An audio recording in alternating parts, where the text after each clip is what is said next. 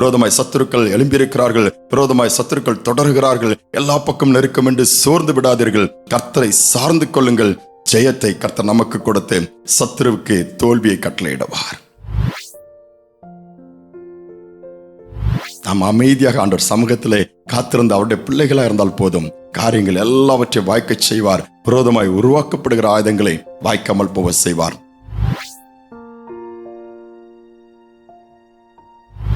ஆண்டவர் இரட்சகருமாக இயேசுவின் இனிதான நாமத்தினால் இந்த அக்டோபர் மாதத்தில் உங்களை வாழ்த்துவதிலே மிகுந்த சந்தோஷம் அடைகிறேன். கர்த்தர் கிருபையா இந்த மாதத்தை பார்க்கும்படியாக உதவி செய்திருக்கிறார். நம்முடைய திறமையோ அல்லது நம்முடைய கிரியைகளோ அல்ல, நம்முடைய கிருபை. 9 மாதங்களை கடந்து விட்டோம். இந்த வருடத்தின் கடைசி பகுதிக்கு வந்துவிட்டோம் என்று சொல்லலாம். இந்த நாளிலும் வேதத்திலிருந்து ஒரு வசனத்தை வாசித்து தியானித்து நாம் ஜெபிக்கலாம். எஸ்ஐயா தீர்க்கதரிசியின் புஸ்தகம் 54 அதிகாரம் 17 வசனத்தை நான் வாசிக்கிறேன். உனக்கு விரோதமாய் உருவாக்கப்படும் எந்த ஆயுதமும் வாய்க்காதே போம். உனக்கு விரோதமாய் நியாயத்தில் எழும்பும் எந்த நாவையும் நீ குற்றப்படுத்துவாய்.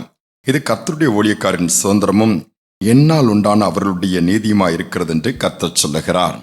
முதல் பகுதி சொல்லுகிறது, உனக்கு விரோதமாய் உருவாக்கப்படுகிற எந்த ஆயுதமும் வாய்க்காதே போம்.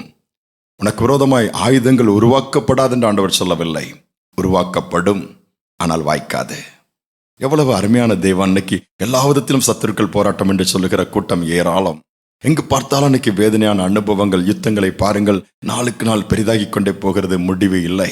எவ்வளவுதான் ஐநா சபையில கூடி பேசினாலும், எவ்வளவு நாடுகள் பேசினாலும் நாளுக்கு நாள் அது கட்டுப்படுத்த முடியாமல் தான் போய்கொண்டிருக்கிறது. பஞ்சங்கள் தொடர்கிறது. மிருகத்தை வேட்டையாடி அதுதான் ஆகாரமாக இருக்கக்கூடிய அளவுக்கு ஜிம்பாப்வே என்னும் சில நாடுகளை சொல்லலாம், அப்படிப்பட்ட ஒரு நிலைமைக்குள் வந்து விட்டோம். அதையும் தாண்டி பார்த்தா பூமி அதிர்ச்சிகள், நிலச்சரிவுகள், கொள்ளை நோயின் தாக்கத்தை நாம் ஆரம்பித்ததை பார்த்து கொண்டிருக்கிறோம். இந்த சூழ்நிலையில் இன்னைக்கு பிசாசானவன் பல விதத்திலே தன்னுடைய ஆயுதங்களை அனுப்பி ஆண்டவருடைய பிள்ளைகள், ஆண்டவருக்கு பிரியமானதை செய்கிற பிள்ளைகளை எப்படியாவது ஏதாவது ஒரு விதத்திலே நஷ்டப்படுத்தி அல்லது கஷ்டப்படுத்தி அழித்து விட வேண்டும் என்று சொல்லி அவன் விரும்புகிறான். வேதம் என்ன சொல்லுகிறது? யோவான் 10:10 கூட பிசாசை குறித்து அதுதான் சொல்லுகிறார் இயேசுவே. அவன் திருடவும் கொல்லவும் அழிக்கவுமே வருகின்றான், வேறொன்றுக்கும் வரான். நம்முடைய தேவன் அப்படி அல்ல. அவைகள் பரிபூர்ணப்பட வேண்டும் என்று விரும்புகிறார். அவைகளுக்கு ஜீவன் உண்டாகும்படியா வந்திருக்கிறார். காயப்பட்ட காயங்களை ஆற்றுகிறோம் நம்முடைய தேவன். இந்த இடத்துல பார்க்கும் பொழுது தாவீதுடைய வாழ்க்கையை தான் இதிலே பார்க்க போகிறோம். தாவீது சிறு வயதிலிருந்தே ஆண்டவருடைய கண்களில் கிருபை பெற்ற ஒரு வாலிபன். அது மட்டுமல்ல, அவனை விசேஷமான ஒரு பாத்திரமாய் ஆண்டவர் உருவாக்குகிறார். அபிஷேகம் பண்ணப்பட்ட பிறகும் கூட ஆடுகளை தான் மேய்க்கிறான். குறித்த நாட்கள் வரும்பொழுது அரண்மனைக்கு நேராக நடத்தப்படுகிறான். அங்கு பெலிஸ்தியனை கொன்ற பின்பு அரண்மனையிலே அங்கே சவுலுக்கு அருகிலே உட்காரக்கூடிய பாக்கியம் கிடைக்கிறது. ஆனால் சவுலுடைய இருதயமோ தாவீதுக்கு விரோதமாக இருக்கிறது. ஏனென்றால் தாவீது வளர்ந்து வருவான் என்று சொன்னால் அடுத்து தாவீதின் கையிலே ராஜ்யங்கள் போய்விடும். ஏற்கனவே ஜனங்கள் பாடிவிட்டார்கள் ஒரு பாட்டை. எப்படி அன்றைய பெலிஸ்தியனாகிய கோலியாத்தை தாவீது கொன்ற போது அவனை ஜெயித்ததினாலே சவுல் கொண்டது, அதாவது ராஜா கொண்டது 1000 தான். ஆனா தாவீதாகி அந்த இளைஞன் கொண்டது 10,000 என்று சொல்லி பாடும் பொழுதே சவுல் ராஜாவுடைய உள்ளம், அவனுடைய எண்ணங்கள் எல்லாம் மாற ஆரம்பித்து விட்டது. வேதம் சொல்லுகிறது 1 சாமுவேல் 19:10 கூட ஈட்டி எடுத்து தாவீதை கொல்லும்படியாய் முயற்சி எடுக்கிறான். பல முறை நடக்கிறது. தாவீதுக்கு விரோதமாய் ஆயுதங்களை ஏற்படுத்தி விட்டார், விரோதமாய் திட்டங்களை போட ஆரம்பித்து விட்டார், அழித்து விட வேண்டும் என்று சொல்லி பலவித காரியங்களிலே தாவீதை கர்த்தர் காப்பாற்றி கொண்டே வருகிறார். அந்த திட்டங்கள் வாய்க்கவில்லை. தெல்லுப்பூச்சை வேட்டையாடுகிறது போல தாவீதை எல்லா இடத்திலும் ஒரு முழு தேசமே, ஜனங்களும் சேவகர்களும் இராணுவங்களும் சேர்ந்து தாவீதை தேடுகிறார்கள். கர்த்தர் ஒப்புக் கொடுக்கவில்லையே. யோசித்து பாருங்கள். நாட்கள் சென்றது. என்ன நடந்தது தெரியுமா?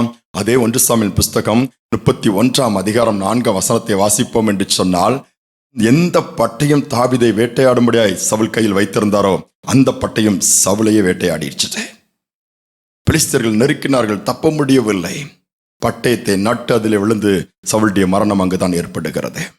இன்னைக்கு நமக்கு விரோதமாய் உருவாக்கப்படுகிற ஆயுதங்கள் வாய்க்காமலே போகும் என்பதோடு மட்டுமல்ல, அடுத்த ஸ்டெப் ஆண்டவர் என்ன பண்ணுகிறார்? அந்த பட்டயம், அந்த ஆயுதம் அவர்களுக்கே பாதிப்பை கொண்டு வந்து அளிக்கிறது. அதோடு நின்று விடுவதில்லை. எந்த ராஜா தாவீதை வேட்டையாட நினைத்தானோ அந்த ராஜாவின் சகாப்தத்தை கர்த்தர் முடித்து அந்த இடத்திலே தாவீதை நிலைநிறுத்துகிறார். ஆண்டவருடைய திட்டத்தை பாருங்கள். ஜீவன் தப்பினால் போதும் என்றுதான் தாவீது ஓடினான். ஏன்?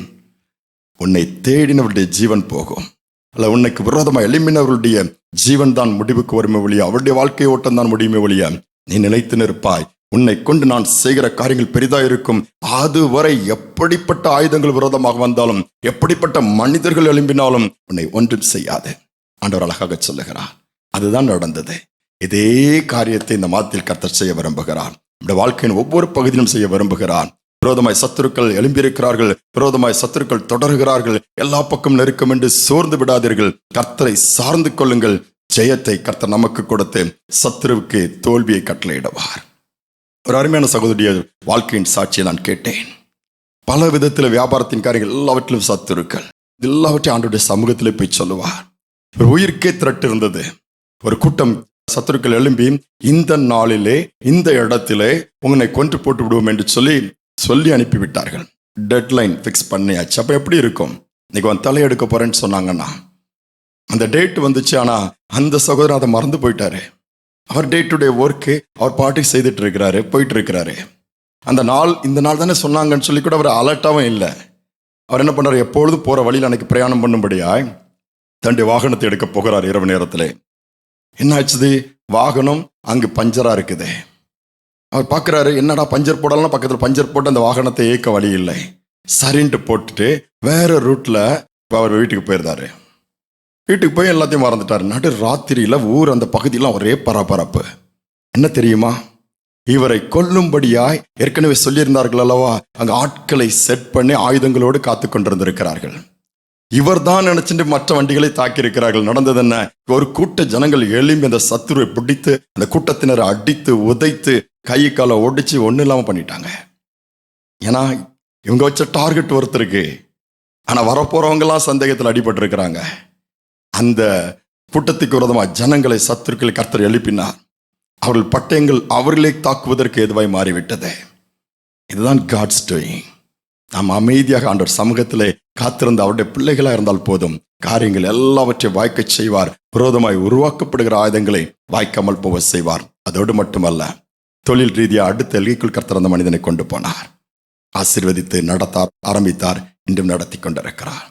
தொடர்ந்து நடத்துவார். விரோதமாக பேசுகிறாங்களா, விரோதமாக குற்றம் சாட்டுறாங்களா, கவலைப்படாதங்க, ஆண்டவர் பாதத்தில் வைங்க. யாரும் உங்களை விரோதமாக குற்றவாளி என்று குற்றம் தீர்க்கிறார்களோ அவர்கள் குற்றவாளி என்று கண்டிப்பாக அது நிரூபணமாகும். கர்த்தர் அதை காண்பிப்பார். தொடர்ந்து நியமித்திருக்கிற பாதையில் ஓடுவோம்.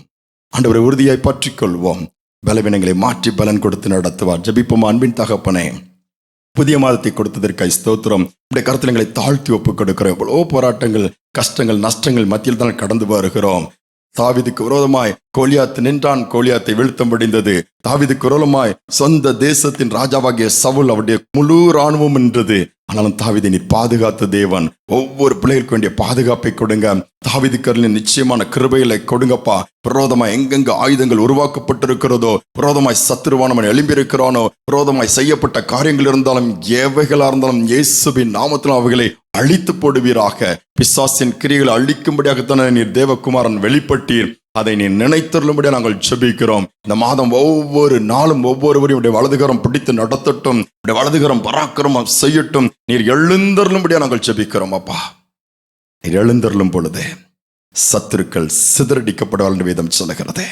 ஒவ்வொருடைய குடும்ப வாழ்க்கையில் எழுந்தருளுங்க. ஒவ்வொருடைய கையின் பிரயாசங்களுடைய வல்லமை இருக்கட்டும். கரம் அந்த இடத்துல பிடித்து நடத்தட்டும். எல்லா பகுதியினுடைய வல்லமை வெளிப்படுகிற ஒரு மாதமாக இருக்கட்டும். பெரிய காரியங்களை செய்வீராக. சத்துருக்களுக்கு தோல்வியை உடுத்தி உடைய பிள்ளைகளுக்கு ஜெயத்தை கொடுத்து எல்லா நன்மைகளை சுதந்திரிக்கிற மாதமானை மாற்றிக் கொடுங்க. தாழ்த்தி ஒப்புக் கொடுக்கிறேன். துதிகனமை மேலாயிற்றுக்கொள்ளும் இயேசுவின் நாமத்தில் பிதாவே, ஆமேன், ஆமேன். ஆண்டவரே எழுந்தருளும் என்று சொல்லி நம்ம கேட்போம். எழுந்தருளும் பொழுது எதிரி கை ஓங்காதபடி கர்த்தர் அதை முறித்து போடுவார். நாம் நிமிர்ந்து நிற்க முடியும். இந்த சிந்தனையோடு இந்த மாதத்தை தொடருவோம். God bless you.